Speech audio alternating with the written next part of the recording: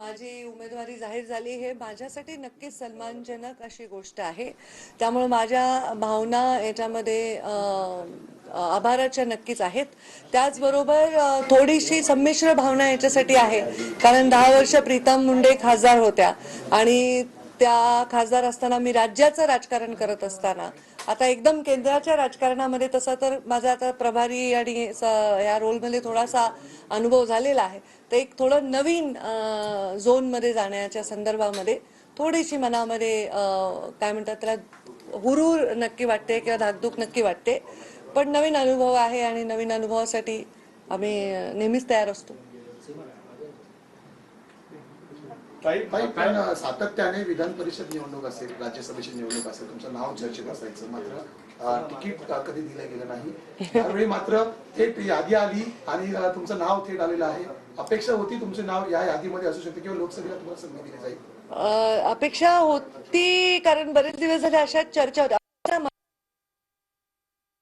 संदर्भामध्ये खूप मोठा धक्का लागला असं नाही, कारण अशा चर्चा बरेच दिवस झाले चालल्या होत्याच.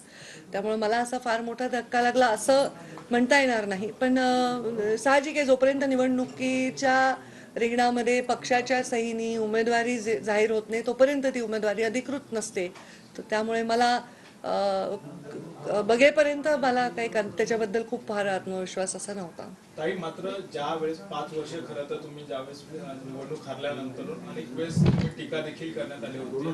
त्यानंतर आता प्रीतमताईंचं तिकीट कट करून तुम्हाला खरं तर उमेदवारी दिलेली आहे. त्यामुळे प्रीतमताईंना पुन्हा कुठल्या संधीसाठी काही पूर्ण झालंय काही असं लक्षात आलं? प्रीतमताई खरं तर मुंडे साहेबांच्या झाल्यानंतर त्यांचं एवढं छान डॉक्टरचं करिअर सोडून राजकारणात आल्या आणि 10 वर्ष संपूर्णपणे त्यांनी स्वतःला राजकारणामध्ये वाहून घेतलं. आमच्या दोघींचं कॉम्बिनेशन खूप छान होतं. मी राज्य सांभाळायचे, त्या जिल्हा सांभाळायच्या. ज्या गोष्टी मी नव्हते करत त्यात करू शकत होते वेळेअभावी, त्यात ते करायच्या आणि मग मी धोरणात्मक निर्णय मी करायचे आणि व्यक्तिगत गोष्टींना त्या स्पर्श करायच्या. तर त्यामुळे आमच्या दोघींमध्ये ते कॉम्बिनेशन खूप चांगलं होतं आणि ते भविष्यातही राहणारच आहे. प्रीतमताई खासदार असताना मी 5 वर्ष घरी बसले आहे, आम्हाला तोही अनुभव आहे. आणि आता मला असं वाटतं की तेवढा वेळ प्रीतमताईंना वाट बघावी लागणार नाही. मी जे शब्द जाहीररित्या सांगितला की प्रीतम मुंडेंना मी विस्थापित करणार नाही आणि त्या शब्दावर मी कायम आहे. याला जोडलेच एक प्रश्न आहे.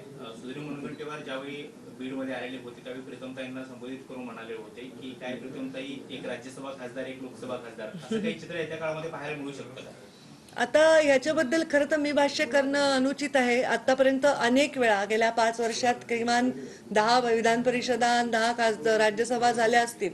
त्या अनेक वेळा माझं नाव चर्चेमध्ये आलं होतं, पण तेव्हाही मी हेच म्हटलं की माझ्या हातात नाही आहे, माझा निर्णय नाही. त्यामुळे त्याच्यावर आत्ता भाष्य करणं अनुचित राहील. वारंवार विधान केलं होतं की माझा राजकीय वनवास सुरू आहे, तर आता जी उमेदवारी मिळालेली आहे तर तुमचा राजकीय वनवास संपला असं म्हणायचं का?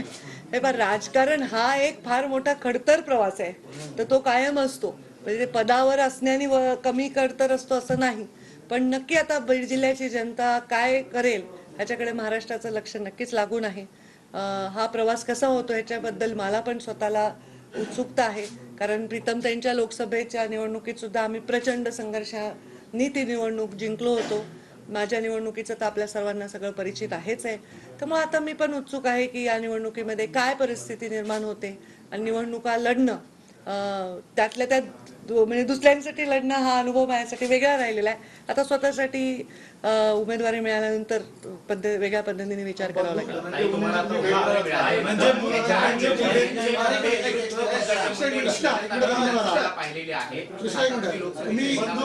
बंधू धनंजय मुंडेंनी याआधी तुमची भेट घेतलेली होती.